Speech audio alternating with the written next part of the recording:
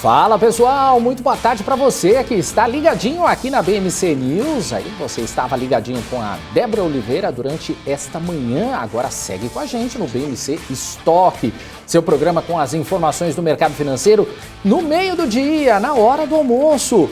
Vamos conferir então os destaques do programa de hoje.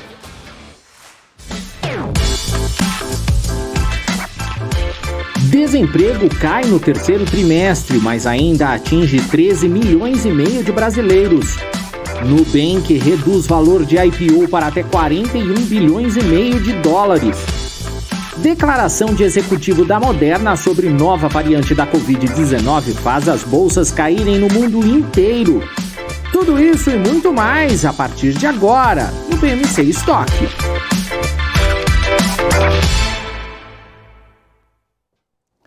É isso aí, a gente começa o estoque desta tarde, dando o meu boa tarde para a única torcedora do Remo neste país, Hanna Beltrão. Boa tarde para você.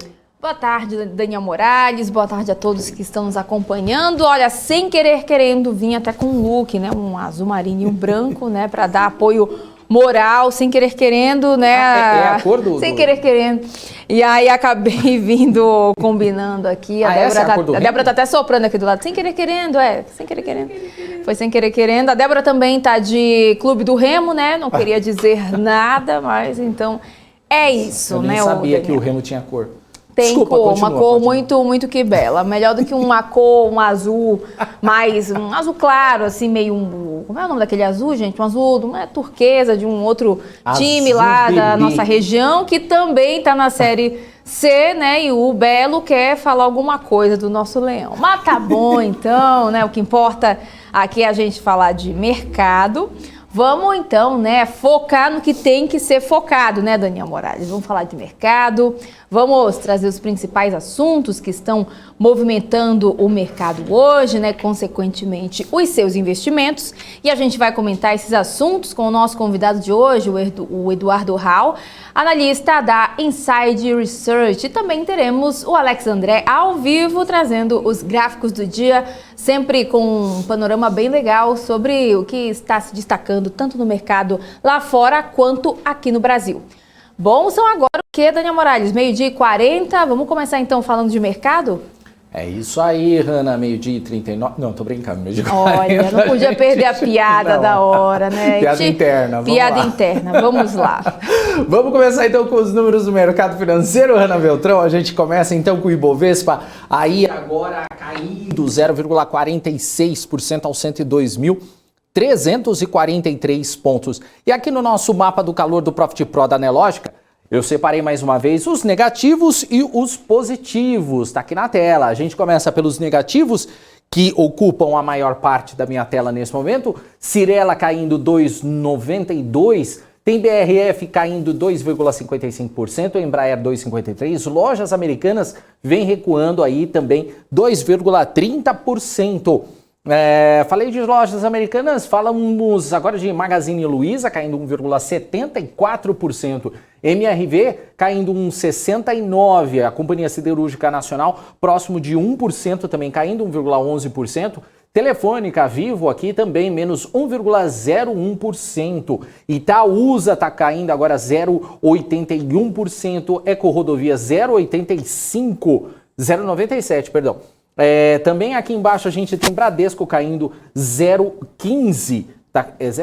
Isso mesmo, 0,15%. Semig agora caindo 0,45%, aqui mudando os números bem rápidos. Aqui nos positivos a gente destaca aqui a Bradespar subindo 1,73%, tem Gerdau subindo 1,47%, Vale 1,14%, BBAS3 aqui subindo 0,78%. Cadê esse Cielo aqui? Ó, Cielo aqui, 0,97%. Gerdau Met aqui subindo 0,37%. Petri 4 subindo 0,37% também. Suzano Papel 0,25%. Usiminas também 0,15%. Esse aqui é o mapa do calor do Profit Pro da Nelogica. O dólar agora nesse momento caindo também, ele está 0,08% aos R$ 5,60. E os números internacionais quem traz é a Hanna Beltrão. Vamos lá então, seguindo aqui com mais atualizações, trazendo os números do mercado lá fora, começando pelas bolsas lá na Ásia, para a gente relembrar como foi que elas fecharam por lá. Vamos lá então, Hang Seng fechou em queda de 1,58%, Xangai alta de 0,03% e Nikkei queda forte de 1,63%. Vamos dar uma olhada aqui nas bolsas na Europa para a gente ver, né? Daqui a pouquinho elas fecham, mas a gente consegue já ter um panorama de como é que vai ser o fechamento delas hoje por lá. DAX na Alemanha está agora caindo 0,27%, FTSE no Reino Unido 0,18% de queda também, CAC na França recua 0,17% e o índice Eurostoxx cai 0,24%. Quando a gente vem para o cenário norte-americano, as bolsas por lá também estão figurando quedas. Dow Jones está caindo 0,54%, S&P 500 0,46% de queda e Nasdaq agora 0,24% de queda.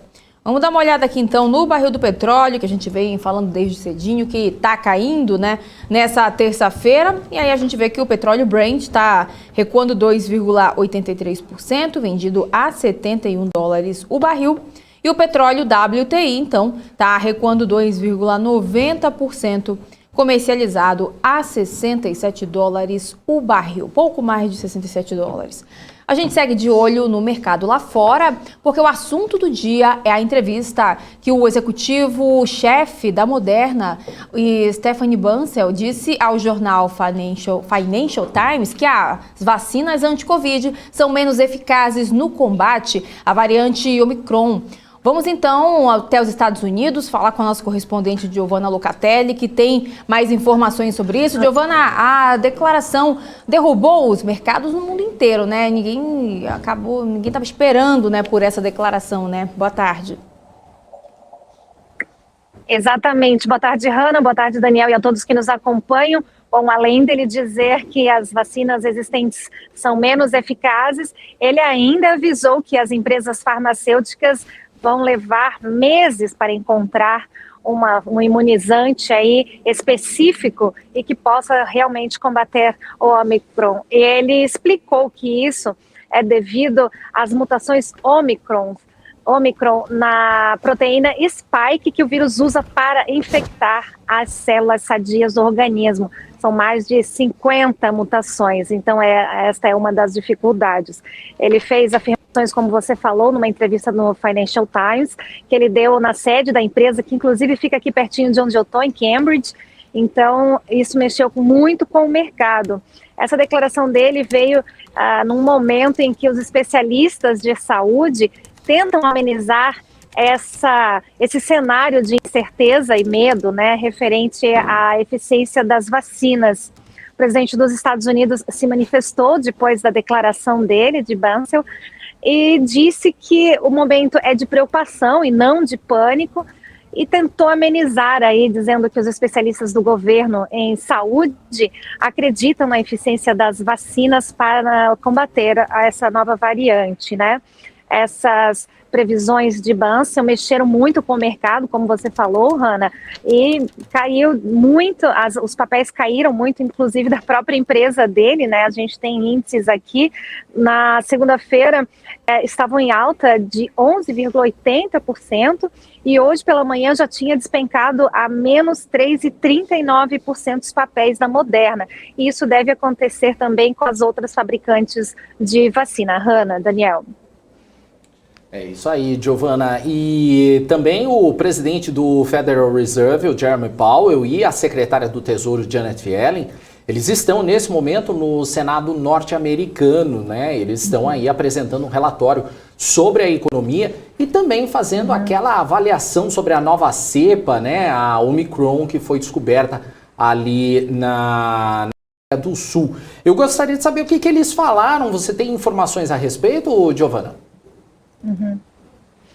Sim, tem atualizações. Eu gostaria de lembrar que essa fala deles no Senado é uma obrigação periódica, né, do presidente do Banco Central, do Federal Reserve, e da secretária de Tesouro, que são obrigados de tempos em tempos ir até o Senado para passar esse relatório da economia e também as as impressões sobre a Covid e os reflexos na economia americana. E Yellen se disse confiante com a recuperação econômica, ela disse que a economia segue em recuperação forte, falou também do emprego, que o caminho do pleno emprego está em andamento e deve chegar no ideal pré-pandemia antes do esperado, do estimado. Ela ainda está esperando dados sobre o Ômicron aqui nos Estados Unidos, lembrando que até ontem à noite não tinha nenhum caso confirmado da nova doença e da nova cepa aqui nos Estados Unidos. Ela disse ainda, abre aspas, não posso dizer quão crítico é o Congresso, que o Congresso eleve o teto da dívida em dezembro. Lembrando que agora o Congresso deve correr aí para aprovar o financiamento, a lei de financiamento para o governo evitar aquela paralisação. O prazo é sexta-feira agora, então a gente vai acompanhar isso também. E ela disse que é preciso acompanhar esse item do teto da dívida para que o país não entre em colapso, né, Daniel? Com certeza, Giovana. Giovana, enquanto estava falando, a gente está mostrando aí imagens dessa reunião, né, no Senado do Powell e da Janet Yellen. Então são imagens ao vivo aí que você acabou de acompanhar. Giovana, muito obrigado pelas informações. A Giovana que continua acompanhando isso tudo e volta mais tarde no Top News. Valeu, tchau, tchau. É isso aí, Daniel. Lembrando que o Powell também deve dar algumas dicas e algumas pistas da inflação, né? A gente ainda durante a programação deve ter alguma fala dele mais importante, relevante sobre isso. Verdade, bem lembrado, viu, Giovana? Vamos ficar ligadinho aí, qualquer coisa a gente traz essa informação aí ao vivo. Valeu, Giovana, brigadão, até mais tarde. Obrigada, see you. See you. É isso aí, a gente segue com as notícias agora aqui do Brasil. O Nubank reduziu hoje a faixa estimada de preço do seu IPO, cortando a valorização pretendida em quase 10 bilhões de dólares para até 41 bilhões e meio de dólares. A companhia vai vender cerca de 289,2 milhões de ações por entre 8 e 9 dólares por papel. A empresa vai levantar 2,6 bilhões de dólares, considerando o topo da faixa estimada. O Nubank pretendia anteriormente levantar quase 3 bilhões de dólares a uma avaliação de mais de 50 bilhões com a venda de ações por entre 10 e 11 dólares o papel. Morgan Stanley, Goldman Sachs, Citigroup e Nuinvest estão assessorando o IPO. E a GetNet registrou uma marca histórica durante a Black Friday deste ano.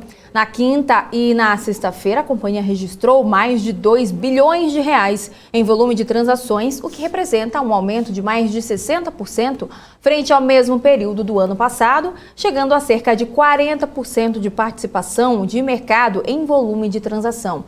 Em relação à quantidade de transações, o crescimento foi ainda maior, superando os 6 milhões, uma variação acima de 90% na comparação com 2020, com a redução dos tickets médios em relação às compras. Os segmentos que mais tiveram crescimento nas transações realizadas pela GetNet nesse período foram moradia, diversos setores também compostos aí por transações realizadas em marketplaces e também o segmento de alimentação. O IBGE divulgou hoje os números da taxa de desemprego no Brasil. Ela caiu para 12,6% no terceiro trimestre, mas a falta de trabalho ainda atinge 13 milhões e meio de brasileiros. Confira os detalhes na reportagem. Essa é a primeira vez desde o trimestre terminado em abril de 2020 em que a taxa de desemprego fica abaixo de 13%. Apesar da queda do desemprego, o rendimento real dos brasileiros encolheu e aumentou o número de trabalhadores subocupados e informais. Já o contingente de trabalhadores por conta própria atingiu um número recorde. Os dados fazem parte da Pesquisa Nacional por Amostra de Domicílios Contínua, a PNAD. No trimestre encerrado em agosto, a taxa de desemprego estava em 13,1%, atingindo 13,9 milhões de pessoas, de acordo com os dados revisados da série do IBGE, que foi reconsiderada devido a fatores como a mudança na forma de coleta de pesquisa durante a pandemia de Covid-19. Na comparação com o segundo trimestre, a taxa de desemprego recuou 1,6 ponto percentual. No terceiro trimestre do ano passado, estava em 14,9%. Já o número de desempregados diminuiu 9,3% frente ao trimestre terminado em junho e caiu 7,8% na comparação anual. O número de pessoas ocupadas foi estimado em 93 milhões, o que representa um aumento de 4% em relação ao segundo trimestre e de 11,4% frente ao terceiro trimestre do ano passado. E a Vale realizou o Dia do Investidor em Nova York, sinalizando investimentos de 5,8 bilhões de reais no ano que vem. A companhia ainda disse que deve atingir uma capacidade de produção de 370 milhões de toneladas de minério até o final de 2022. Além disso, o presidente da Vale comentou que o mercado vive hoje um ruído de curto prazo vindo da China, mas que o mercado deve ficar mais ou menos equilibrado a partir do segundo semestre do ano que vem, depois da realização dos Jogos de Inverno de Pequim. E a Gol respondeu ao questionamento da CVM sobre movimentações atípicas nos papéis da empresa. Disse que não tem conhecimento de fatos ou atos relevantes que justifiquem a oscilação atípica registrada entre 11 e 26 de novembro. As ações da empresa caíram quase 20% no período. A Gol ainda destacou o compromisso de manter todos informados sobre fatos relevantes e que segue à disposição para prestar novos esclarecimentos. E agora a gente vai conferir quem está no chat e também participando ao vivo aqui no BMC Stock. Cadê a Hanna? Vamos lá, vamos ver quem já tá por aqui. Deixa eu subir aqui bastante. Aliás, o Hanna, pois não. O manobrista da mobilete do Daniel Morales falou, deu boa tarde e ainda falou, mudei de patrão. Agora ele vira o manobrista do DeLorean do Rafael Lara. Você sabe que o Rafael não deve nem saber o que é DeLorean. Não, imagina, não deve saber. Imagina. Ele não nem deve... eu sei, eu que sou jovem, não sei. Ele nem assistiu De Volta para o Futuro. Inclusive, estava até comentando com a Sami que hoje para eu chegar aqui, eu quase... Tá vendo? Sintonia aí? Eu falei pra Sami, falei, nossa, hoje o meu carro virou quase o carro do De Volta para o Futuro, que eu vim assim, ó. DeLorean. É verdade. Então eu conheço. Então fica aí o questionamento. Mas então, pois é, tadinha, hoje eu me senti o senhorzinho lá, o professor lá do filme vindo trabalhar hoje, mas deu certo. Não, e o Rafael Lara não tinha nem nascido ainda quando os 3 filmes foram feitos. Poxa, aí não dá, hein, ô manobrista? Tá errado isso aí, hein? Mas valeu, brincadeira aí. Valeu, obrigado aí pela mensagem. O pessoal sempre muito divertido aqui com as brincadeiras. E quem mais está aí? Tem o Júlio Souza já dando boa tarde, o José Walter da Silva, boa tarde, 15 ousa aqui nesse boa tarde dele, boa tarde, José Walter. É porque é boa mesmo, né? Boa, muito boa. Investidor. Rui das Neves falando ainda, não teve link da chefa. Não, é porque não tem muita coisa. Tem que ficar acompanhando aqui a programação, gente. Tem, já compartilha aí, tem que ter, exatamente.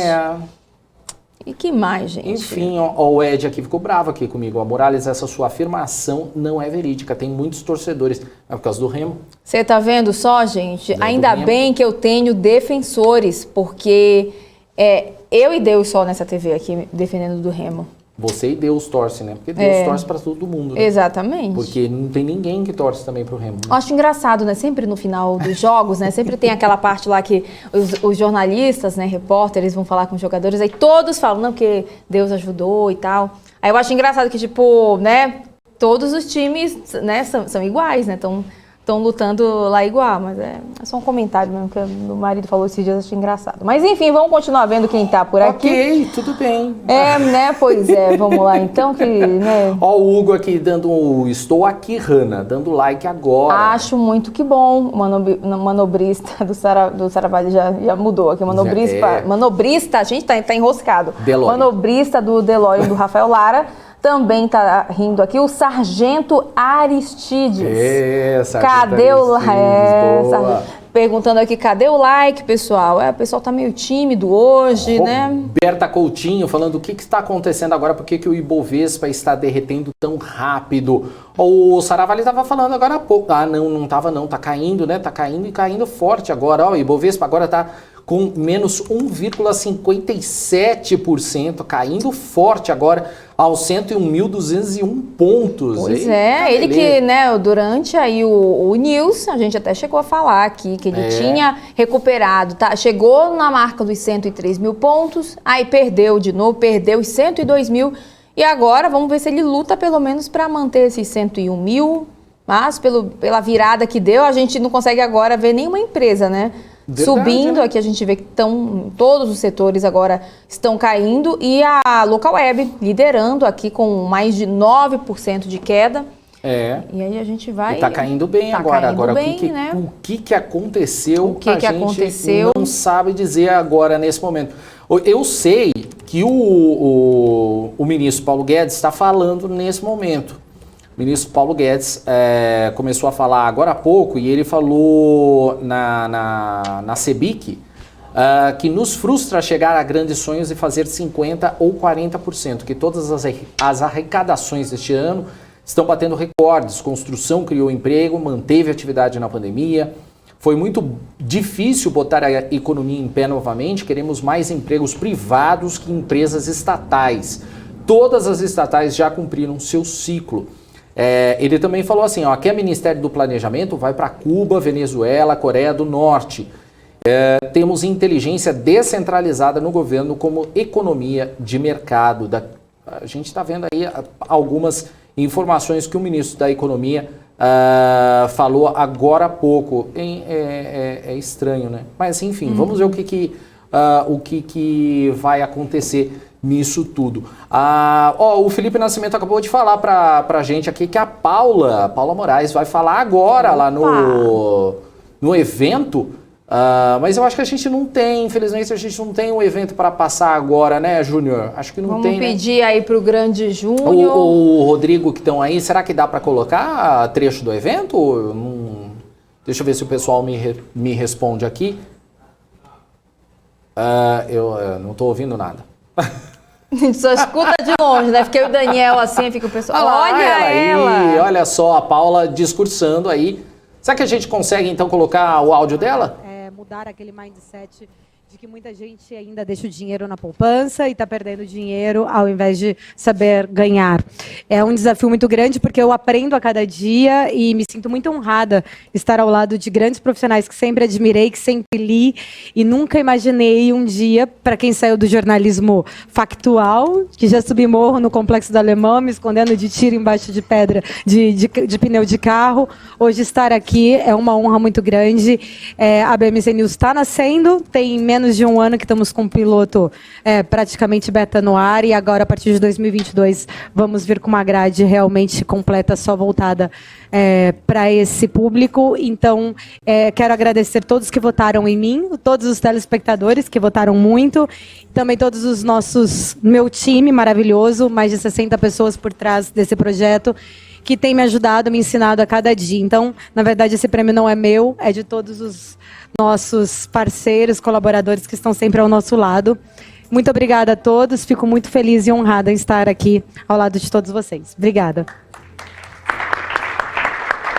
Bacana, você viu aí a Paula Moraes lá no prêmio, dando aquela conversada com o público, falando um pouquinho mais sobre a BMC News, sobre o início da emissora, como que nós estamos chegando nessa nova fase aí, uma TV voltada ao mercado financeiro que está conquistando aí um público voltado especificamente para essa área e está sendo muito bom. Então, boa sorte aí para Paulinha. Daqui a pouco a gente traz mais informações aí sobre esse assunto. O pessoal também aqui no nosso chat dando informações aí, dando parabéns para Paula. Olha, o que a gente tiver de novidade, gente, a gente vai passando aí para vocês, tá bom? Valeu, gente, muito obrigado. Então, sem muitas delongas, né, pra gente não atrasar mais o nosso convidado, a gente vai conversar agora com o Eduardo Raal, ele é analista da Inside Research e ele já está aqui ao vivo com a gente. Eduardo, seja muito bem-vindo, boa tarde para você. Fala, pessoal, boa tarde, obrigado pelo convite. Obrigado você por estar aqui participando com a gente. Eduardo, vamos bater um papo agora, bater um papo sobre os fundos imobiliários, né? Ontem, mais uma vez, o O Boletim Fox trouxe mais uma projeção de alta para a Selic. Nos últimos 6 meses, o IFIX, que é o índice que agrupa os FIIs do mercado, tem acumulado queda aí de mais de 9%. Quais são os fatores que impulsionam essas quedas? Com projeção de alta da Selic, nós vamos ver mais quedas nos fundos? Perfeito. Acho que assim, são diversos fatores em conjunto que estão impulsionando o mercado como um todo para baixo, né? A gente não tem visto somente os fundos imobiliários nessa atuada negativa. Como vocês estavam comentando antes aqui, assim, a gente já vem com um cenário mais de bolsa em queda, ativos em geral em queda. Eu acho que os fundos imobiliários eles têm um perfil que, é claro, para aquele investidor que ainda não conhece muito bem, que ele tem que oferecer uma rentabilidade um pouquinho acima do prêmio de risco, né, do prêmio livre de risco. Então, essas altas de juros, claro que impactam de forma direta, né, a rentabilidade desses ativos no mercado, na Bolsa de Valores, tá? Então, mas assim, eu vejo isso como ciclos de mercado, tá? Então, assim como teve um grande boom imobiliário ali em 2019, nos anos anteriores, em que o mercado como um todo subiu, né? Praticamente você comprava qualquer fundo imobiliário naquela época e ele subia e a gente via as taxas de juros sendo cortadas, né, a cada reunião do Copom, e hoje a gente vê um cenário inverso. Então eu vejo mais como uma oportunidade de mercado, né, para aquele investidor que olha mais para o longo prazo. E assim, um comentário adicional que eu queria fazer sobre isso, será que a gente pode ver mais quedas? Eu acho que assim, tem muito fundo já muito descontado, né? Especialmente aí o setor de lajes corporativas, que tem aí uma vacância alta. Ainda mais com essas mais incertezas, com novas variantes e tal. Então, isso pode atenuar um pouquinho, porque eles já estão demasiadamente descontados na minha visão. Uhum. Perfeito. E aquele investidor que deixa os fundos imobiliários, né, em busca de rentabilidade, né, busca esses fundos em busca de uma rentabilidade menos arriscada na renda fixa, abre oportunidades para quem quer acumular FIIs? E também quais são os tipos de fundos que são mais recomendados para aproveitar o momento? Não, sem dúvida. Eu acho que abre uma janela incrível de oportunidade. E tem que ter estômago, né? Tem que ter sangue frio. É nesse momento que a gente tem que acumular cotas. Agora, o investidor deve alocar. Quais são as oportunidades do momento? Assim, eu tenho visto muitas pessoas buscando proteção em títulos, em fundos de CRI, né? De recebíveis, que são nada mais do que títulos de crédito, tá? Então, é claro que eles ajustam muito mais rapidamente essa questão da inflação, os aumentos de juros sucessivos. Isso daí já é embutido no próximo mês já está na tua conta pingando essa grana já descontada, né, já com esses rendimentos. No entanto, assim, a gente precisa tomar um pouco de cuidado, porque, primeiro, que normalmente esses fundos não negociam com tanto desconto assim, justamente por eles já terem esse dividend yield maior, então eles já rodam acima. E outra coisa é que são fundos que estão atrelados diretamente à economia, tá? Então, pessoal, se a gente vai investir num fundo de recebíveis, num fundo de crédito, a gente precisa entender que aquilo ali tem toda uma operação por trás. Se a economia vai mal, aquele fundo tende a ir mal também, dependendo da exposição dele. Então, tomar muito cuidado com esses fundos de crédito que pagam dividendos altos, né? Olhar sempre o perfil de risco, se é um fundo mais high grade, mais high yield. A gente aqui tem um perfil um pouquinho mais conservador, então a gente está olhando mais para esses fundos high grade, que olham para ativos que têm um rating mais atrativo, que oferecem uma segurança maior para o investidor, mas eu acho que a grande oportunidade mesmo estão nesses ativos que foram descontados em demasia, principalmente, aí, como eu falei já, o setor de lajes corporativas. A gente tem uma tese bem construtiva para esse setor aqui. Legal. Agora, Eduardo, no terceiro trimestre, o setor de shoppings, né, ele trouxe bons resultados, mostrando aí uma recuperação. Qual que é a expectativa para os fundos de shoppings nos próximos meses? Eu acho que assim, os fundos de shopping, como se comentou, eles demonstraram uma certa recuperação, né, especialmente em vendas, né, eles têm conseguido, o fluxo de pessoas, fluxo de veículos tem aumentado, mas assim, eu acho que eles não são os fundos que sofreram mais também nessa última desvalorização do mercado como um todo, né? De novo, não são os fundos que o mercado mais viu com mais ceticismo. Agora, com esse cenário um pouco mais complicado para o setor de varejo, né? E principalmente pós-pandemia, em que a gente tem que lembrar o seguinte, que durante a pandemia houve diversas renegociações desses contratos, né? Então, os fundos concederam aos inquilinos certas benesses, benefícios, e que agora chegou o momento de renegociar isso. Então, assim, a gente tem que tomar um certo cuidado para olhar principalmente para o gestor. Então, aquele gestor que realmente gera alfa vai ter que mostrar essa capacidade agora, né, de negociação junto com seus inquilinos. Mas eu tenho uma visão bem positiva para o setor, porém não vejo tanta atratividade assim quanto outras classes, como eu já comentei anteriormente. Tá? É um setor que realmente vai demorar um pouquinho mais para recuperar, especialmente esse patamar de dividendos, né, pré-pandemia, especialmente se a economia como um todo deteriorar, né, e as vendas caírem. Né? Então, esse é um atenuante. E queria saber rapidinho, como é que a variante Omicron pode afetar os fundos imobiliários e aqueles fundos também que ainda não recuperaram patamares pré-pandemia, como, por exemplo, os fundos de shoppings, podem sofrer ainda mais? Sem dúvida, a gente está vendo isso hoje, né? O mercado como um todo entrou um pouco em pânico com essa nova variante. Particularmente, assim, eu vejo que a gente tem que... eu procuro me manter dentro do círculo de competência aqui, mas assim, eu não vejo, a não ser que tenha algo muito novo nesse cenário de pandemia especificamente, né, um fator novo que o mercado enxergue, eu não vejo que será um grande problema. Acho que o país está caminhando bem nesse sentido. Assim, agora, os fundos de shopping em si, eu me preocupo mais com a questão do varejo em si, né, porque realmente o varejo sofreu muito, o varejo físico principalmente, do que com a pandemia, tá? Eu olho mais essa questão da pandemia para um setor assim de lajes corporativas, que esses sim estão muito descontados, muito abaixo do valor patrimonial, e aí sim, eu acho que esse setor pode ser mais impactado ainda com essa incerteza adicional, né, dessa nova variante, porque, de fato, né, aí a gente já estava numa incerteza, né, será que a gente fica no modelo híbrido, as empresas estão voltando, não estão, e aí a gente tem de novo um choque de pandemia, novos fechamentos, sem dúvida seria bastante prejudicial.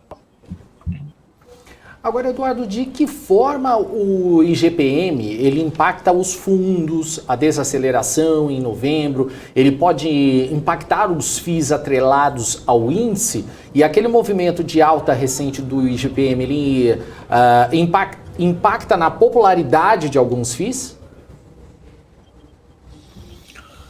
Eu acho que assim, o IGPM a gente viu ele dando um tiro aí nos últimos 12 meses, né? E aí muitos investidores, assim, acho que a maioria dos investidores, principalmente os pequenos, eles acabam correndo atrás, né? Já foi, né? A gente já foi essa inflação. A gente tem que olhar daqui em diante como será esse cenário. Essa desaceleração do IGPM, eu acho que sim, pode impactar, obviamente, esses fundos que estão atrelados. Inclusive, os bons gestores, né? Eu vi muito gestor com histórico positivo buscando, durante aquele momento de alta muito robusta do IGPM, buscando renegociar isso com o inquilino e, de repente, trocar um indicador, renegociar o contrato para um IPCA, ou colocar mais ativos dentro do portfólio indexados ao IPCA, justamente porque todo mundo sabia que isso seria um problema dali em diante, né? Então, isso pode impactar, principalmente nessa renegociação. E aí, esses fundos de recebíveis, especificamente, né, que aí, assim, são fundos de papel, especificamente, esses fundos podem sofrer mais, porque se eles estão com um portfólio inteiramente atrelados ao IGPM, e isso varia, ele dá uma desacelerada, é claro que o dividend yield vai acabar caindo.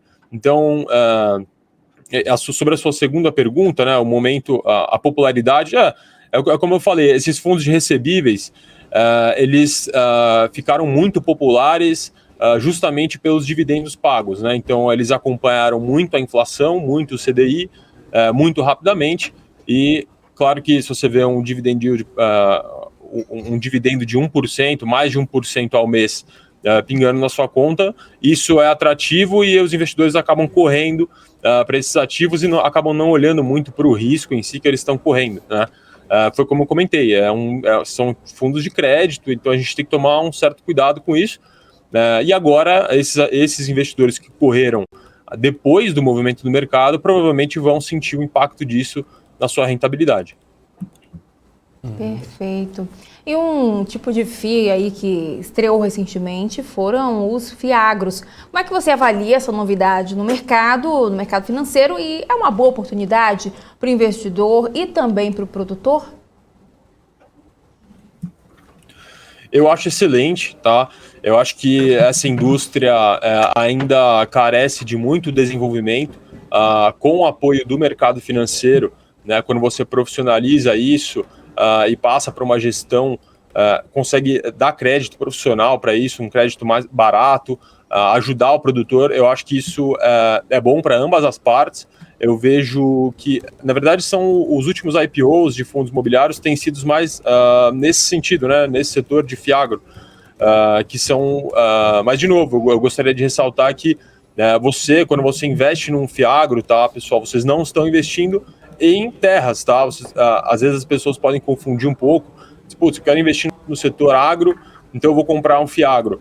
Não, talvez não seja bem assim. Então, esses FIAGROs, eles investem em certificados de recebíveis do agronegócio, assim como os fundos de recebíveis investem em certificados de recebíveis imobiliários. Então, são fundos de papel, são fundos que, mas assim, claro, estão atrelados à economia do agro, que nos últimos tempos, aliás, desde sempre tem sido um grande alicerce para o país. Então, eu acho que ele tem uma base um pouco mais sólida, e eu vejo com bons olhos. Eu acho que tem muito a se desenvolver ainda toda essa indústria aqui no país, né?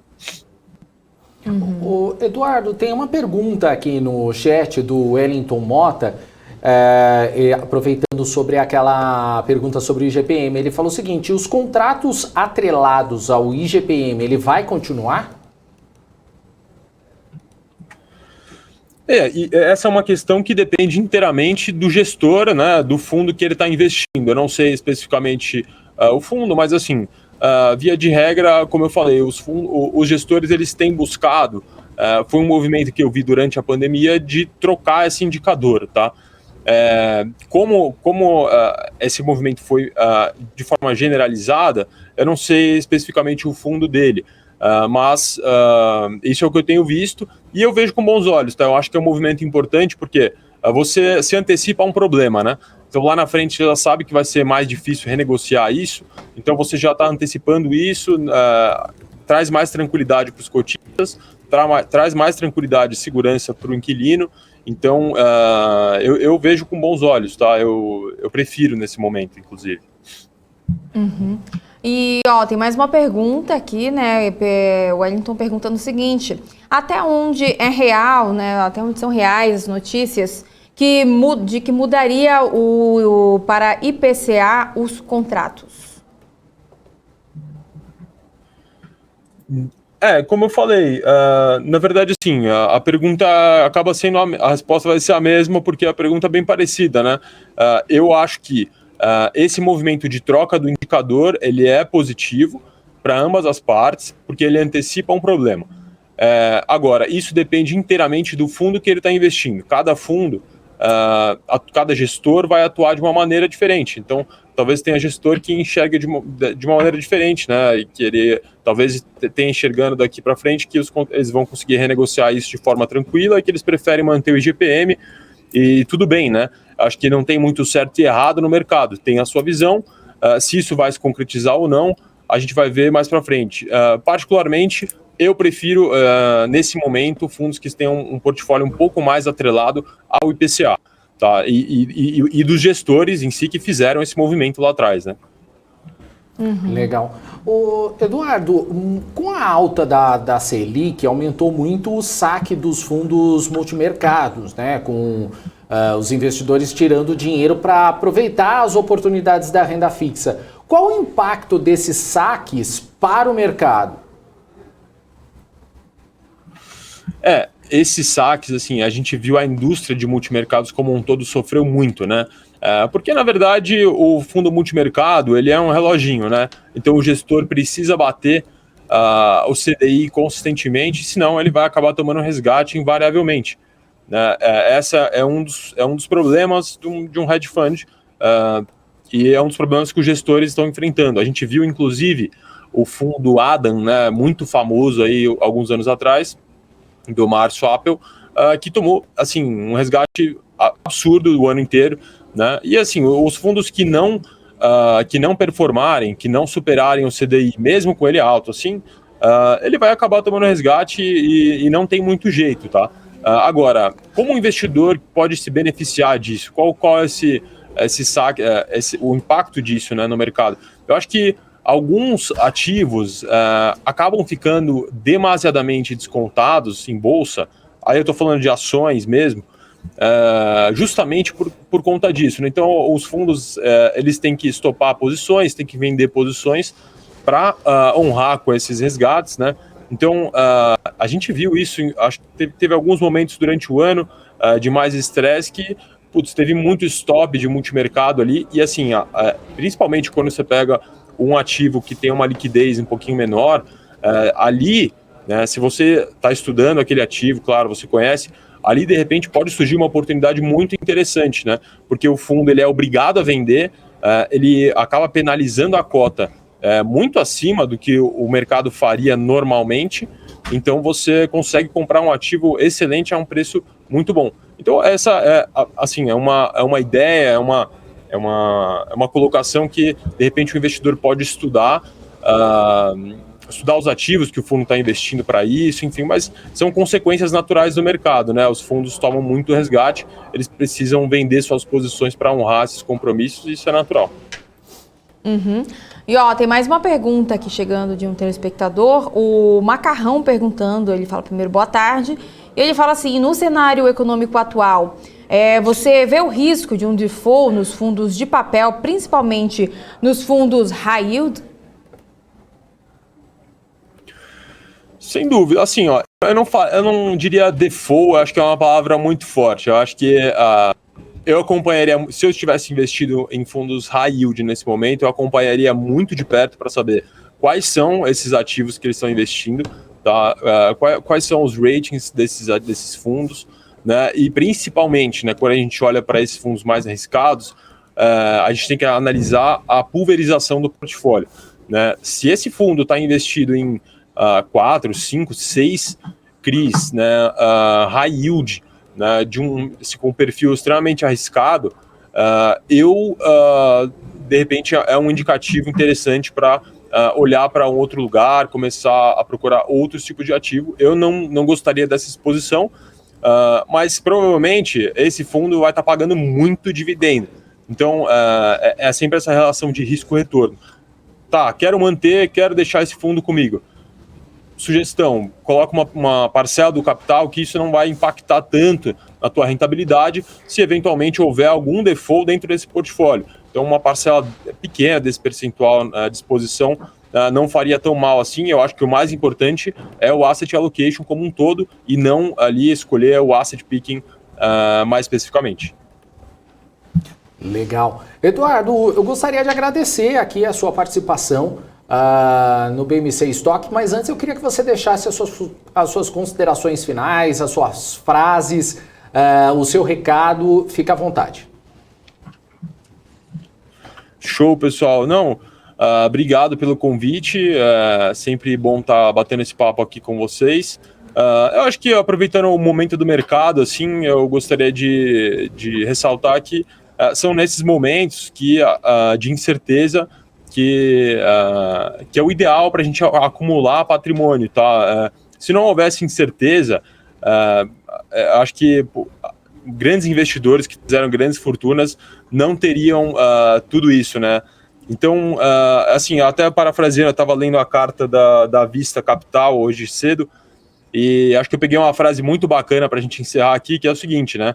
É uma frase do Gustavo Franco, em que ele fala assim, se você ficar uma semana fora do Brasil, tudo muda, né? Mas se você ficar 7 anos fora, nada muda.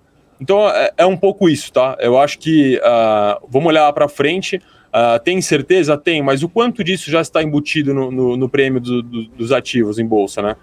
Eu acho que esse é o grande questionamento. Boa. Tá certo. Eduardo, valeu mais uma vez. Muito obrigado aí pela participação. Um abraço e até a próxima. Show. Obrigado, pessoal. Até a próxima.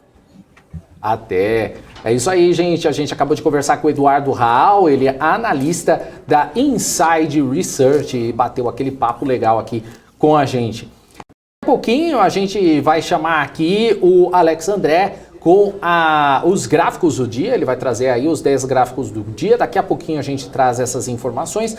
Antes, só repercutindo aí o que aconteceu com o mercado de uma hora para outra. As bolsas em Nova York, elas estão ampliando quedas com a fala do Jeremy Powell no Senado dos Estados Unidos. O presidente do Fed reconheceu que a instituição está aí abandonando a tese da inflação temporária e afirmou que vai usar seus instrumentos para evitar que ela fique enraizada. Na primeira leitura, isso sinaliza que pode ser acelerado o ritmo do tapering e antecipado o aumento dos juros, apesar da previsão de que levará mais tempo para recuperarmos o mercado de trabalho. Os juros da Note 2 anos apontam alta, enquanto os índices em Wall Street recuam às mínimas. No câmbio, as declarações de Powell admitindo que o ritmo do tapering será discutido na reunião do FONC de dezembro, afunda euro, libra e o franco suíço. Ante os emergentes, o dólar recua, à exceção da desvalorização da lira turca e do real brasileiro, que também se deprecia com os riscos fiscais e as incertezas aí sobre as chances da PEC dos precatórios. Está aí a informação do porquê a Bolsa está caindo nesse momento. Então vamos aproveitar essa situação. Vou com a Hanna Beltrão, vamos lá, trazendo aí os números do mercado nesse momento. A gente pode já aproveitar, né, Hanna? Vamos dar uma trazer olhada. O mapa do calor, né? Porque a situação simplesmente hoje mudou do nada, né? Mudou, pois é. A gente acompanhou aí, está acompanhando o pregão desde, né, a sua abertura. E aí a gente viu que estava tímido, começou caindo, deu uma virada, né? Estava subindo ligeiramente, 0,60, 20 e pouquinho, e aí deu essa virada aí após, né, todas essas falas, né, tanto no mercado lá fora quanto aqui no Brasil também. Aí a gente vê aqui, deixa eu pedir para o pessoal do Twitter compartilhar aqui, a gente vê, né, consegue ver bem bonitinho no nosso Profit Pro da Nelogica. E aí, deixa eu tentar colocar um negócio aqui, gente, que aí fica melhor. Não vou conseguir fazer o que eu gostaria de fazer, mas tá bom que eu queria colocar aqui a marca d'água, gente. Mas enfim, depois a gente organiza aqui bem bonitinho. E aí a gente vê que o Ibovespa agora ele tá aos 101.125 pontos, né? Ele tá caindo 1,64%, mas ele chegou a bater a mínima dos 100 mil pontos. Ele caiu agora há pouco, ficou em 100.834 pontos, né? Ele chegou aí a registrar essa marca e aí ele voltou a subir um pouquinho e agora está se mantendo até esse momento aí nos 101 mil pontos. Só para a gente lembrar, ele abriu aos 102.814 pontos, chegou a renovar uma máxima aí de 103.060 pontos e aí perdeu. A gente segue de olho aqui para a gente ver se vai ter alguma mudança. Quando a gente vem aqui para o nosso mapa do calor, né, no nosso Profit Pro da Nelogica, aí a gente vê aqui que tem uma empresa aqui, né, no verdinho, tá todo mundo aqui, toda a turma do Ibovespa tá caindo, né, Daniel Moraes? A gente consegue ver aí no telão, né? Antes a gente geralmente tinha uma empresa perdida ou outra, mas hoje não é o caso. Na verdade tem sim, ó, tá vendo? Eu mudei aqui, tem empresa que tá subindo bem pouquinho, como é o caso da Bradespar, que está subindo... Acho que só tem 7. Isso, são altas bem leves, assim. A alta da Bradespar agora, 0,60%. E aqui agora tem a CCR subindo 0,26%. A Vale sobe 0,29%, a JBS sobe 0,19%. E agora a gente vê também o Banco do Brasil, que sobe também 0,15%. A gente fica de olho aí nesses números. Mas vamos falar rapidinho aqui quem está se destacando entre as maiores quedas. Tem a Localweb caindo 8,93%. A gente falou até agora há pouco, chegou a bater os 9% de queda já também. Aí depois tem Melius, Cash 3 aí recuando 8,50%. Aí tem CVC, que tá caindo, todos os setores, né? A gente consegue ver que estão caindo, né, aqui. CVC está recuando 5,50%, Apvida 5,35% de queda também. Aí do setor de varejo tem Magazine Luiza com mais de 4% de queda, Grupo Soma cai 4,60%, Via está recuando também 3,59%, Lame 4 3,90% de queda também, e a Mer3, né, seguindo aí o mesmo bloco do setor de varejo, caindo 4,26%. Aí a gente vem aqui falar dos shoppings, né, a gente até falou com o nosso convidado já sobre esse setor também, né, os shoppings aqui, a JHSF está recuando 3,89%. Quem mais? O mesmo setor, para ver se a gente consegue só falar de um bloquinho aqui que está todo mundo separado, ó, Iguatemi 4,66% de queda também. Aí a gente vem para a Exetec, né, de construção, caindo 3,93%. Azul caindo mais de 4% também, assim como a Gol, né, queda de mais de 4%. E aí depois tem Braskem, 3,70% de queda. Marfrig, do setor de frigoríficos, 3,60% de perdas também. Aí deixa eu dar uma olhada aqui nesse outro lado, que também tem, ó, Minerva, BIF3, caindo 2,54%, ainda aí, né, empresas do setor de frigoríficos. Aí tem também os bancos, né, ó, o Banco Pan recuando 3,31%. As elétricas também, Elet 3 e Elet 6, as empresas aí do setor elétrico estão recuando, né? Elet 3, 2,89% de queda, Elet 6, 2,54% de queda também. E é isso, né, o Daniel Morales? Realmente vou ficar aqui até 2030 falando das empresas que estão caindo, porque realmente o cenário hoje não está muito bom. E aí vamos dar uma olhada rapidinho aqui como é que está o dólar. Nesse momento o dólar está subindo 0,74%, comercializado a R$ 5,64. E o barril do petróleo segue caindo. Olha só, o petróleo Brent está agora recuando 3,74%, a pouco mais de $70 o barril. E o petróleo WTI está caindo, estava agora há pouco, antes de falar aqui estava caindo já 4%, agora está caindo 3,90%. E é vendido, então, o petróleo WTI a $67 o barril. Lembrando, né, que na última sexta-feira, né, hoje já é terça-feira, mas a última sexta-feira realmente deixou os investidores de cabelos em pé. A gente viu também o petróleo, o WTI, mais especificamente, caindo mais de 13%, sendo vendido a $63 o barril, né, queda forte. O petróleo Brent também caía mais de 11%. Então é isso, Daniel Morales. E só lembrando também, né, Ana, que o Ibovespa ele perde aí os 101 mil pontos, com o Jeremy Powell falando aí, admitindo acelerar o ritmo do tapering nos Estados Unidos, enquanto o dólar aí vai às máximas aí, conforme você mesma falou aí, deixa eu dar uma olhadinha aqui, é R$ 5,62. E no câmbio, as declarações do Powell, né, admitindo aí que o ritmo do tapering será discutido na reunião do FONC de dezembro, afunda aí euro, libra, franco suíço. Ante os emergentes, o dólar recua, à exceção aí da desvalorização da lira turca e também do real brasileiro, que também se deprecia com os riscos fiscais e aí as incertezas, né, sobre as chances aí da PEC dos precatórios, essa novela chamada PEC dos precatórios. É isso por enquanto, mas a gente segue aí, né, Hannah? Pois é, porque agora é hora dos gráficos com o Alex André, que está aqui ao vivo com a gente, sempre trazendo análises do mercado brasileiro e também do mercado lá fora. Fala, Alex. Oi, Hanna. Oi, Daniel. Boa tarde a todos que nos acompanham aqui. Boa tarde.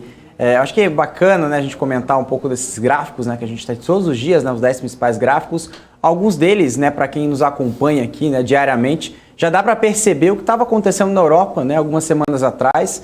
Né, e muitas pessoas perguntando, né, ou seja, por que, né, teve esse grande aumento, né, de casos de Covid por lá, e agora a gente teve essa grande explicação dessa nova variante. Então é muito interessante a gente acompanhar, né, todo dia aqui no BMC Stock esses gráficos, né, ou seja, diários que a gente coloca aqui, que a gente fala a relação do Covid, a gente fala do crescimento também nos Estados Unidos, né, as preocupações de crescimento na China que a gente vai comentar hoje. Então esses gráficos eles sempre atualizam, né, o cenário macro, né, para você, investidor, tomar a melhor decisão para seus investimentos. Tá? Então essa é a nossa finalidade por aqui. Tá? Então a gente vai continuar falando aqui dos gráficos de hoje. Né?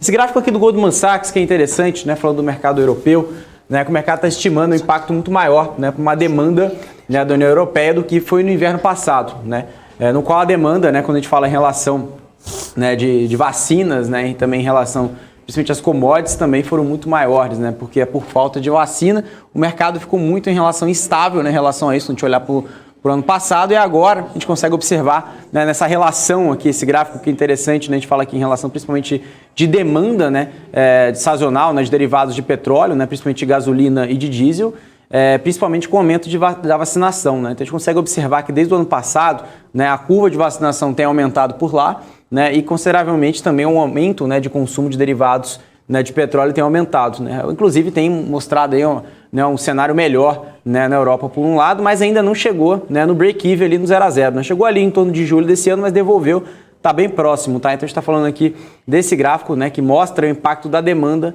né, ajustado de forma sazonal, estimado para os derivados, né, de gasolina e de diesel para combustíveis, né, em relação aos rodoviários, né, modal rodoviário europeu. Tá? Então ainda tem ali próximo ali do 0 a 0, mas ainda tem um patamar ainda muito grande para percorrer, colaborando ali com o cenário, né, que pode ter ainda uma menor desaceleração à medida, né, que tem ali a maior caso, né, maior número de casos do Covid, né, aí a Alemanha fica um centro das atenções referente a esse cenário como um todo. A Alemanha a maior economia, né, da Europa, então coloca-se em dúvidas, né, em relação à retomada econômica. Então esse gráfico ainda pode ter aí uma maior queda comparado ali com os últimos meses. Se a gente inverter esse gráfico, né, você consegue observar, se a gente inverter esse gráfico aqui para cima, você consegue observar que tem uma relação muito grande, uma correlação muito alta, né, em relação principalmente com as cepas, né, com as novas variantes que tiveram no passado, como o beta e o delta, à medida que eles arrefeceram-se, né, diminuiu, né, a relação, né, das infecções e, consequentemente, aumentou o consumo,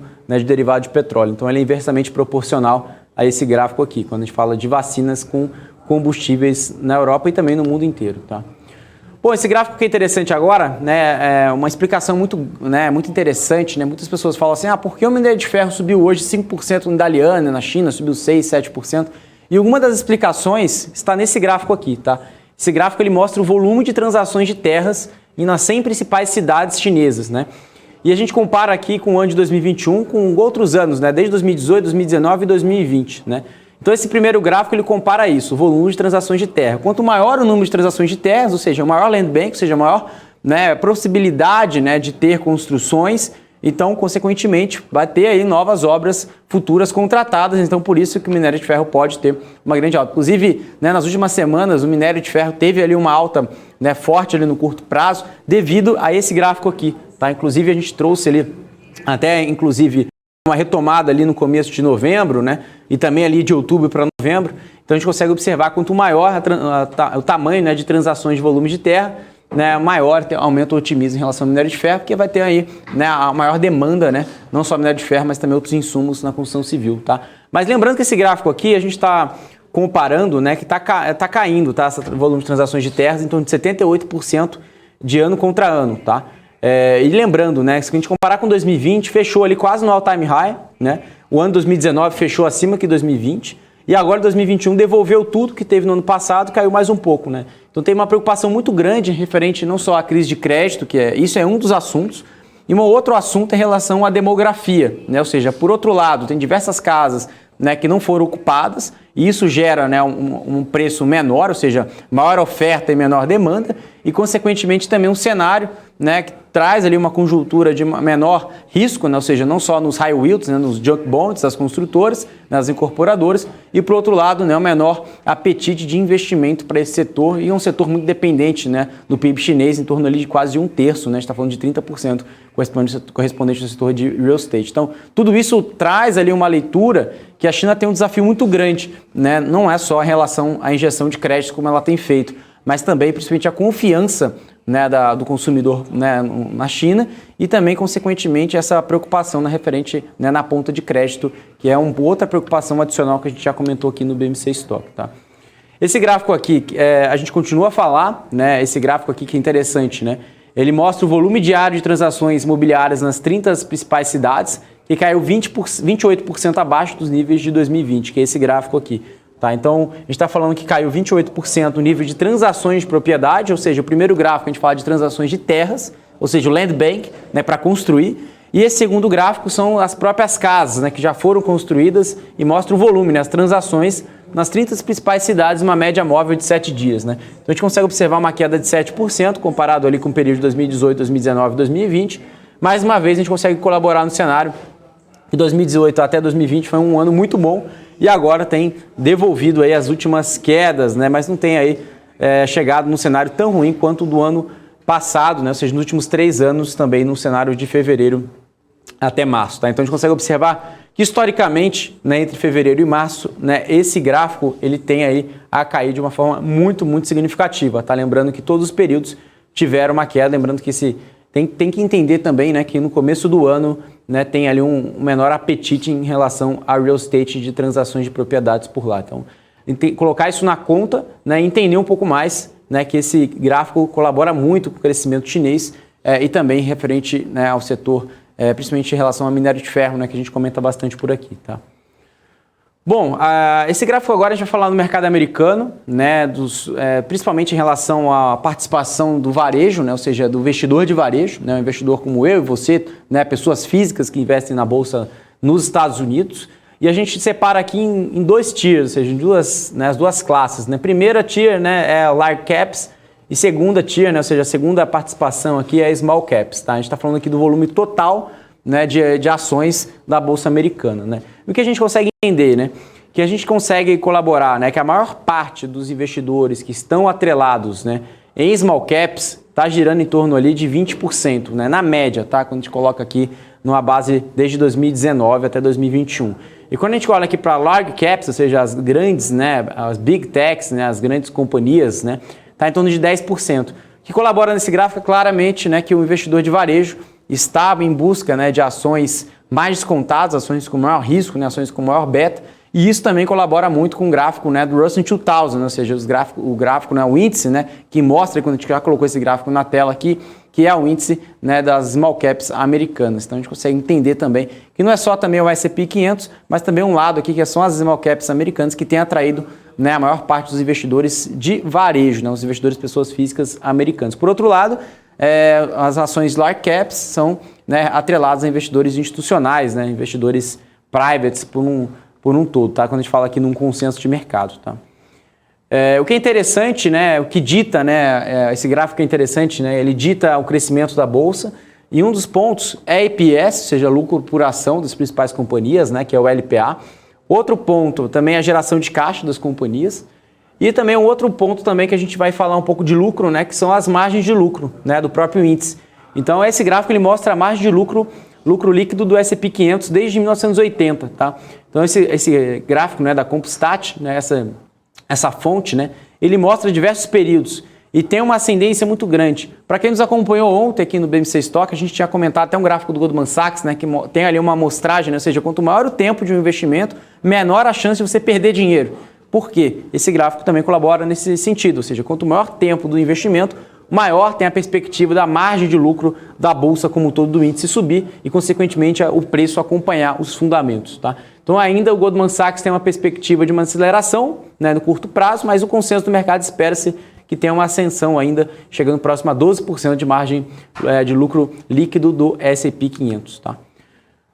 Bom, o que é interessante, né? Se a gente está falando de alguns trades, né, referente a alguns setores que podem se beneficiar do índice como um todo, né? Como a gente pensando aqui numa cabeça de um grande gestor, né, de long short, ou seja, pensando no cenário de aceleração, né, ou seja, a economia não crescendo de uma forma como estava sendo planejado, aumento de juros, né, e aceleração do tapering, alguns setores podem se beneficiar no curto prazo e alguns setores que ficaram para trás, né, quando a gente olha principalmente no ano de 2020. E alguns setores que são muito comentados nos Estados Unidos, que é o setor financeiro, né? A parte de seguros e a parte de bancos. Então tem esse gráfico aqui, né? Ou seja, esse long short, ou seja, né? Principalmente colocado aqui entre o S&P 500, né? E também o índice financeiro do S&P 500. Ele mostra claramente, né, que o índice financeiro tem ganhado maior atratividade no curto prazo, né, à medida que o mercado já coloca uma sinalização, né, de aumento de juros, né, no mercado americano.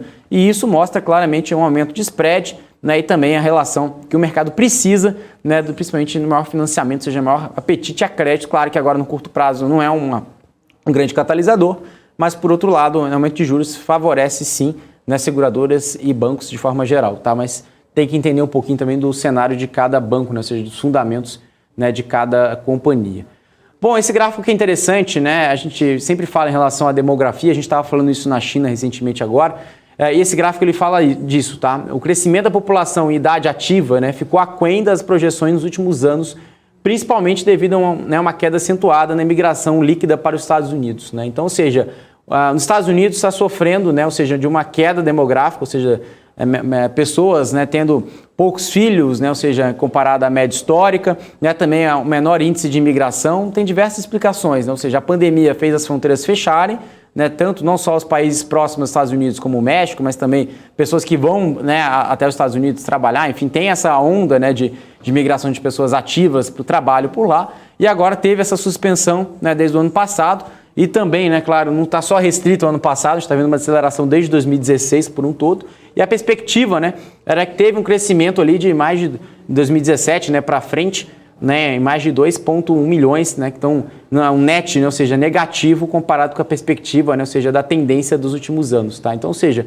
o mercado, né, enxerga isso também, ou seja, quanto menor, né, o índice de pessoas ativas numa economia, também tem essa perspectiva de menor, né, relação arrecadação de impostos, né, contratação de pessoas, abertura de empresas, tudo que gira, né, a roda da economia como um todo. E tem alguns países que estão sofrendo com isso, como a Rússia, né, que já comentamos por aqui. Também tem a relação do Japão, também é um país que está há muitos anos, né, com uma densidade demográfica negativa. Então isso não está só restrito nesses países, mas também nos Estados Unidos agora, tá?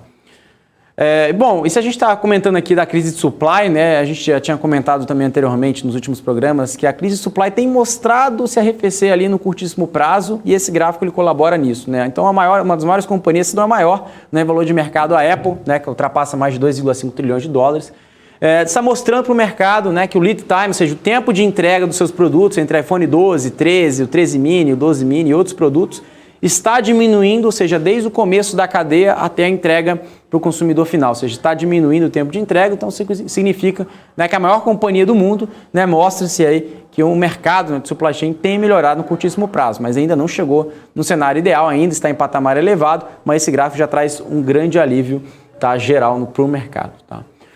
Bom, agora a gente vai falar desse gráfico da Bloomberg, né? É um gráfico bem interessante, né? Que a gente fala principalmente, né, das empresas, né, de aquisição de propósito específico, né? Que são as SPACs, né? Ou seja, empresas que são ali, né? Ou seja, tem os investidores que compram a própria companhia e já levam para a bolsa, né? Já tem ali esse propósito específico, né? Então as SPACs já foram mais de 600 bilhões de dólares, né, em IPOs, né? Que ou seja, já abriram o capital, deixando aí em relação, né, às receitas, né, alcançadas em 2017, ou seja, 2007, né, que foi um ano muito forte. A gente já chegou ali a ultrapassar o ano de 2007, né, o ano de 2021 ainda não chegou nesse patamar, mas o ano de 2021 já passou, chegando próximo a 600 bilhões em IPO, tá? Então esses dados compilados pela Bloomberg é bem interessantes, tá? Então, ou seja, o cenário das SPACs, né, ou seja, as empresas que têm essa perspectiva, né, ou seja, né, da própria finalidade, né, ou seja, de abrir capital na bolsa. Esse movimento foi muito forte nos Estados Unidos no ano passado e agora nesse ano foi muito mais acelerado ainda. É que teve um grande apetite de liquidez, né, ou seja, o mercado está muito líquido, ou seja, com essas injeções de estímulos, né, agora está se discutindo, né, essa aceleração de diminuição dos estímulos que não aconteceu no ano passado, e teve muito dinheiro, né, no mercado como um todo, e o mercado esperando nessas novas alternativas de investimentos que podem gerar aí oportunidades, ou seja, né, um maior retorno para os seus investidores, até mesmo em relação a descorrelacionar com o mercado como um todo, né? Então, as SPACs foram uma delas, né? Virou uma grande moda, ou seja, virou uma grande tendência de um ano para cá, lembrando que a tendência histórica foi bem fraca, né? Que girou em torno de 200 bilhões de dólares, agora a gente está falando de 600 bilhões, ou seja, quase, né, um pouco mais de 3 vezes, né, ou seja, parecido um pouco mais ou menos, né, entre 500 e 600 bilhões de dólares, mas 2007 foi mais ou menos nesse patamar, né, girou em torno de quase 500 bilhões de dólares, agora estamos chegando em 600 bilhões de dólares, ou seja, 3 vezes do valor que teve aproximadamente, né, da média histórica que girou em 200 bilhões de dólares. Então, uma explicação que a gente sempre fala em relação à liquidez, e esse gráfico pode sim diminuir em 2022 caso tenha nessa aceleração do tapering e também caso o BCE também siga nesse mesmo ritmo, tá? Bom, agora que a gente sempre fala em relação a posições de dólar, né, ou seja, dos maiores gestores, né, principalmente do mundo todo, então essa linha aqui a gente consegue entender, né, ou seja, a posição net, né, de dólar, né, do mercado, tá? Então essa linha cinza a gente consegue observar, né, a linha dos principais assets, ou seja, dos grandes fundos, se estão comprados, estão vendidos em dólar. Quanto mais alto nessa linha, ou seja, quanto mais tiver essa ascensão, tem um net long, ou seja, em posição de dólar, ou seja, está mais comprado do que vendido em dólar. E quanto menor, ou seja, se indicar queda, significa que tem uma posição mais vendida do que comprada, ou seja, um net negativo, né? Mas o que a gente está observando é que os gestores estão aumentando a posição em dólar nas últimas semanas, principalmente depois de julho para cá. Então, julho para frente, os gestores estão comprando dólar mais do que vendendo no mercado mundial. Isso também colabora com o movimento que a gente chama de flight to quality, ou seja, um movimento que os gestores saiam de moedas emergentes que têm um risco adicional. Não só Brasil, como o Daniel Moraes estava comentando aqui, de lira turca, né, rublo russo, né, rand sul-africano, várias moedas globais indo para moedas seguras, né, como o dólar, e também como a Treasury e outros, né, produtos, né, ou seja, outros ativos com menor risco, olhando um cenário desafiador para o ano que vem, tá? Então esses são os principais gráficos de hoje, Daniel e Hanna, para auxiliar você, investidor, a tomar a melhor decisão para os seus investimentos.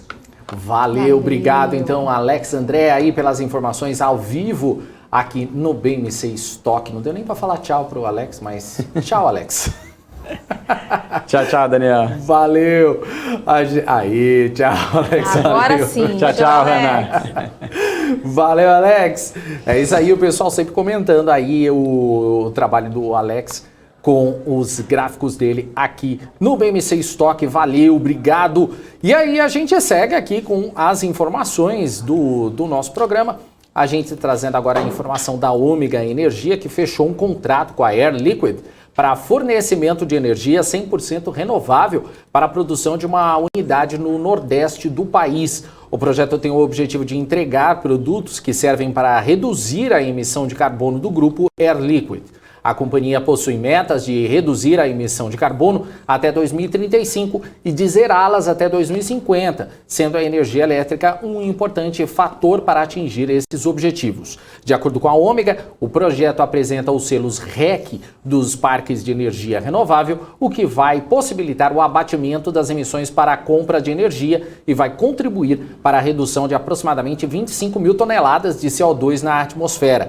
A companhia afirma que essa parceria ressalta o compromisso com a agenda ESG e a relevância da estratégia de grandes companhias globais como a Air Liquide.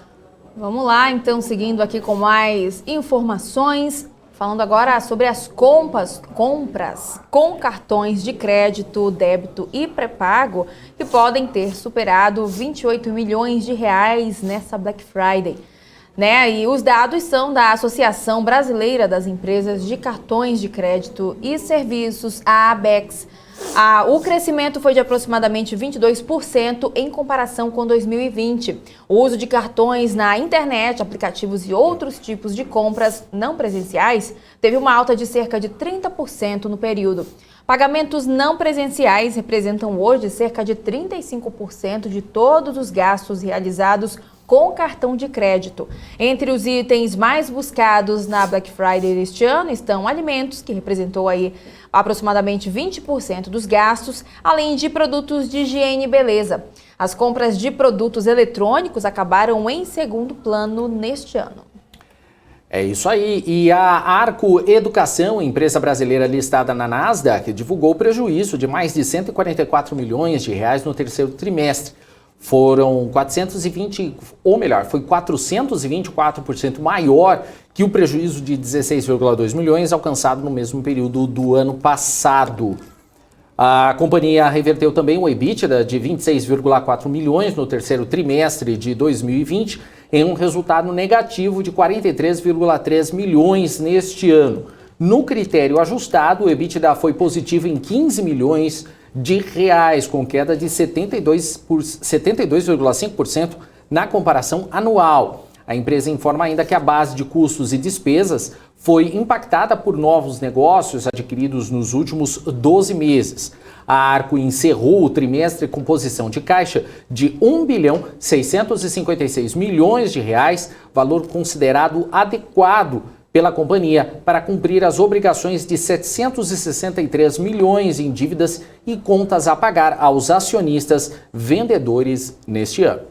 E a mineradora Vale anunciou um programa de redução de custos de $1 bilhão dentro de 12 a 24 meses. Confira os detalhes na reportagem.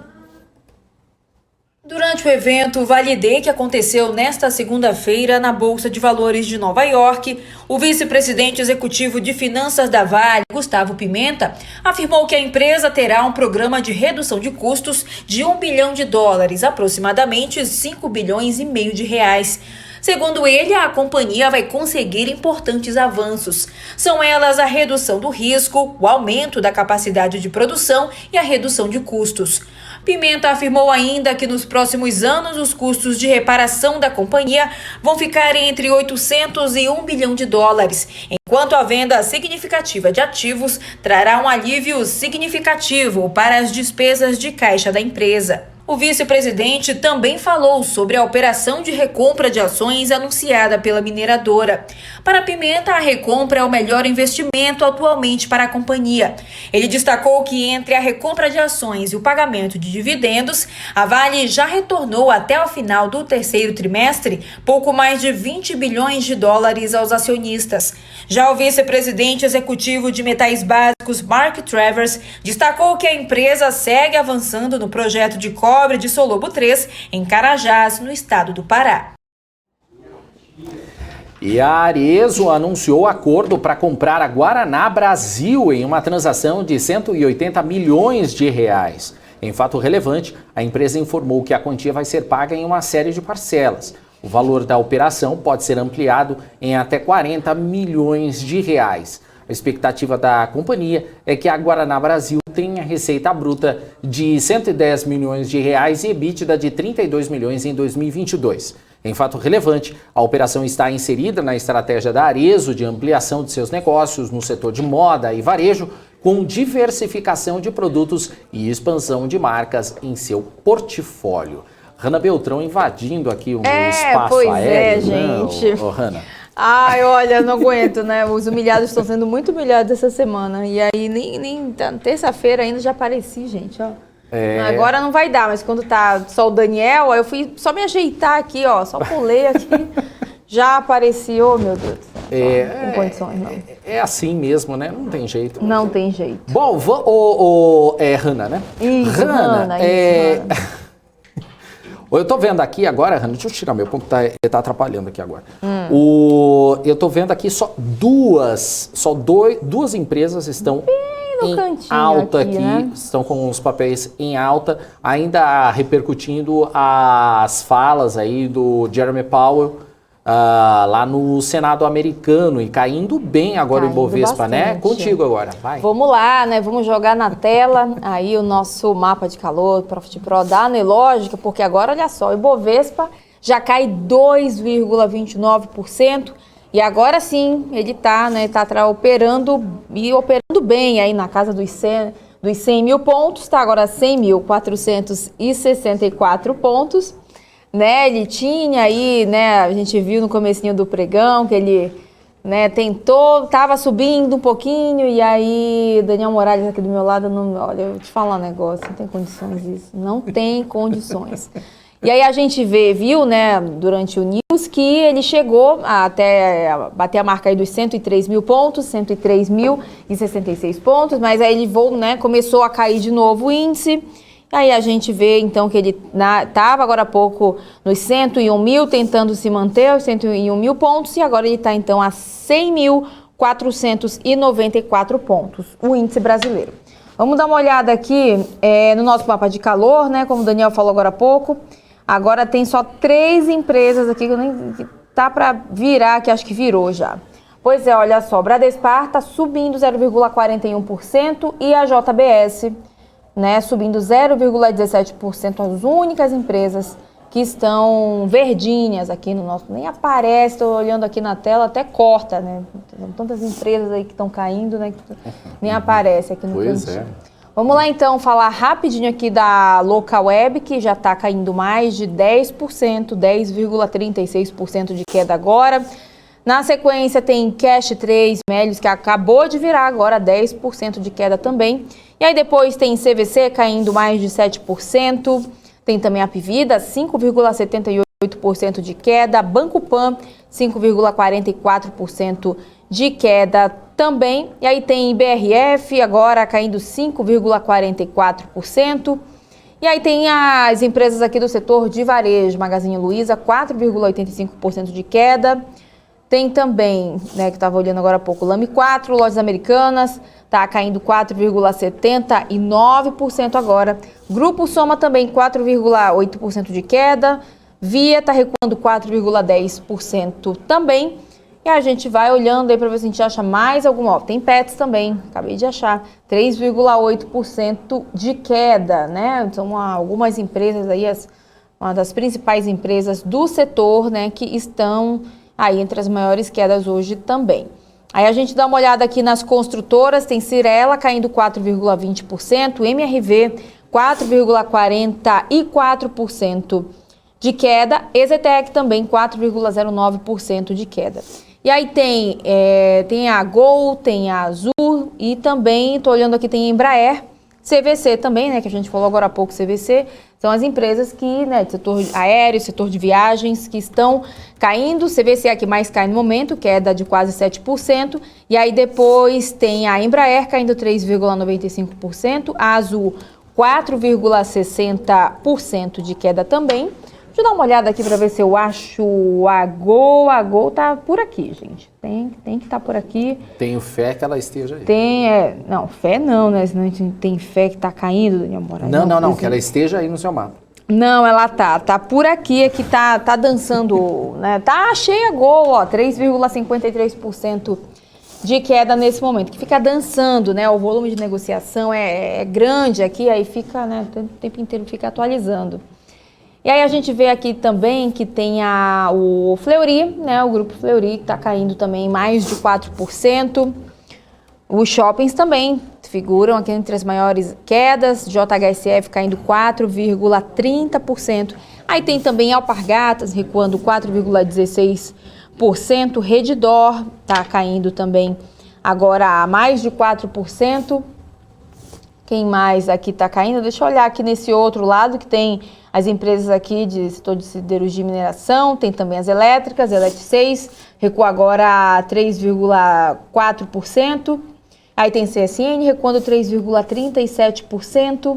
Elet 3 cai agora 2,73%. E os bancos também, né, não escaparam aí, né, desse pregão aí de hoje de queda. O Sambi 11 Santander recua 2,10%, Banco Inter 2,41% de queda também. Deixa eu dar uma olhada aqui se eu vejo mais, ó, Itaúsa caindo 1,90%, Itaú 1,90% de queda também. E aí a gente vem aqui falar das empresas do setor de petróleo. Petri 3 está agora caindo 1,56%, Petri 4 1,54%, estão bem parecidas hoje, né, essas empresas aí do setor de petróleo também. Aí entre as elétricas tem Taesa, tem Copel, Engie, tudo caindo, tudo no vermelho. IRB também, ó, IRB está caindo 1,67%. E aí tem Suzano Papel recuando 1,76%. Cielo 1,96%, Ambev 1,94% também de queda, VEG está caindo agora 1,76%, GetNet 1,59% agora e tem também né? No comecinho do pregão tinha Cogna e Dux, né, ô Daniel? A gente mostrou aqui também, falou bastante, tava a Dux e Cogna aí entre as maiores altas, já cheguei a falar bastante, né, que estavam subindo e agora, né, não estão mais subindo. A gente vê aqui Cogna caindo 1,66% e Dux chegou a subir mais de 5% aí lá no comecinho do pregão, né, como o pessoal fala, na primeira parte, né, do pregão. Na primeira parte. Na primeira parte, né, desse filme chamado Pregão. E aí a gente vê aqui, acabei de ver Dux, mas ela já sumiu das minhas vistas. E Dux está aqui caindo 0,96%. Tá vendo só? A gente procura e acha. E aí tem o Trapar caindo agora também 3,31%. E é isso, né, o Daniel Morales, acho que eu já falei aqui, né, bastante, né, dei um panorama aí de como é que estão. Deixa eu dar uma olhada mais uma vez como é que tá o Ibovespa. O Ibovespa, olha só, tá caindo agora 2,46%, tá agora aos 100.284 pontos, né, segue caindo aí. Será que mantém vai manter esses 100 mil pontos? Não sei. O que o pessoal tem que fazer? Tem que ficar acompanhando aqui a BMC News, né? Pois é. Pois é. É a única maneira aí de ficar acompanhando isso. E aí, antes de passar o bastão aqui para o Daniel Morales e para o grande Felipe Nascimento, que já está ali preparadíssimo. Deixa eu dar uma olhada aqui no dólar. O dólar agora está subindo 1,06% aos R$ 5,66. E o barril do petróleo, né, engatou a queda aqui de vez e o petróleo Brent agora cai 5,67% a $69 o barril. E o petróleo WTI queda de 5,68%, vendido a $66 o barril. É contigo, Daniel Morales. Não, vamos continuar juntos. Vamos aqui, continuar? Então. Vamos continuar então, gente. Vamos continuar junto aqui. Daqui a pouquinho a gente tem aqui o BMC Market. Eu vou estar por aqui. Não, eu vou continuar por aqui, pois né? é. Eu vou estar por aqui, é muito estranho. Eu vou tentar almoçar de novo, né? Só o Daniel e o Felipe sabem, né? Vou tentar almoçar de novo, daqui a pouco, né? Porque ela tem 2 almoços por dia. Absurdo pois é. Isso, né? Mas eu vou continuar por aqui, a Hanna não. Depois com Felipe Nascimento, o Alan Gani, que eu espero que entre no estúdio daqui a pouquinho. Entra aí, ainda Alan. Hoje, Alan Gani entra no estúdio. E o professor Alexandre Cabral, que eu espero que chegue até uma hora jornal das 6 horas da tarde. A gente espera, então, que todos eles estejam aqui para o BMC Market, que começa daqui a pouquinho. Eu ia falar que começa às 2 horas, são 2h04. Então começa daqui a pouquinho, né? Daqui a pouquinho. Mas olha só, pessoal, aqui no nosso chat, Fernando Fantin tá por aqui, Sebastião Silva, Wellington Mota, o Donaldo está por aqui, o Hugo, o Sebastião Silva também, MPK por aqui também, Felipe Lipe já deixando pergunta aqui para o pessoal do BMC Market, Anderson Silva, o MPK perguntando se eu já comprei o amendoim. Não, essa sexta eu vou dar uma melhorada no cardápio aí, porque, eu passei fome. Opa, vou participar então aí, dessa... Desculpa, é só não precisa aparecer aqui na tela, venho aqui pelos, né? É só a área atrás das VIP, câmeras, né? aí venho, pego um pedacinho ali, um pedacinho aqui. É só VIP aqui, né? Investidor desqualificado tá por aqui também, Bill Monta, Wellington... Também está aqui o bilionário da União Soviética, por aqui também. Mais cedo tinha um tal de macarrão, né? A gente aqui, pior que ele mandou uma pergunta boa aí pro entrevistado, aí a gente fica assim, então, entrevistado, o macarrão mandou a seguinte pergunta. É o melhor a gente fazer essas perguntas. Olha... olha só, o investidor desqualificado perguntando se morreu alguém, né? Por causa do mapa do calor. Olha só que beleza. Estão perguntando aqui como é que o Gani vai, o que o Gani acha dessa situação aqui da Bolsa. Daqui a pouco o Gani fala, vamos ver daqui a pouquinho o que ele vai falar. O que Gani acha? Daqui a pouquinho. Daqui a pouquinho fique aí. O Wellington Mota aqui falando que está por causa da Hanna. Está vendo aqui por só, causa Daniel Morales? Bacana, é isso, hein? né? É sobre isso, né, Daniel? É sobre isso, hein? É sobre isso e tá tudo certo. E tá tudo bem. Valeu, então, gente. Obrigado aí pelas informações, pelas suas... pelo seu comentário, Futa, eu ia falar o Hakuna Matata. O J Futata também tá por aqui. Gente, valeu. Obrigado aí pela sua participação no nosso chat. Deixa aí o seu comentário. Daqui a pouco a gente lê mais comentários aqui no BMC Market, porque o BMC Stock está terminando. TP também já está bem longe, mas tranquilo. A gente continua com o market até às 3h30 da tarde. E a Hanna, continua, Hanna? Eu continuo nada. Vou sair daqui agora, nesse momento. Vou preparar o business, que hoje tem business, gente, né? Business aí. Às 18, por isso que eu perguntei se você continua depois. Eu continuo depois. Não, depois. Continuo agora não. Não, agora tenho que não. achar o meu segundo almoço, né, do dia. E aí, então é isso, né, gente? Às 18h45 ou 15h07, né? Mesma piada todo dia. Tem BMC Business ao vivo aqui na BMC News. E hoje a gente conversa com a Brasil Agro para conhecer mais essa empresa lá no business, né? Para a gente, né, conversar, saber um pouquinho mais como é que foram os resultados, né? E os planos também dessa companhia. Espero vocês, então. É isso aí. Valeu, Hanna. Beijo. Até amanhã. Até amanhã.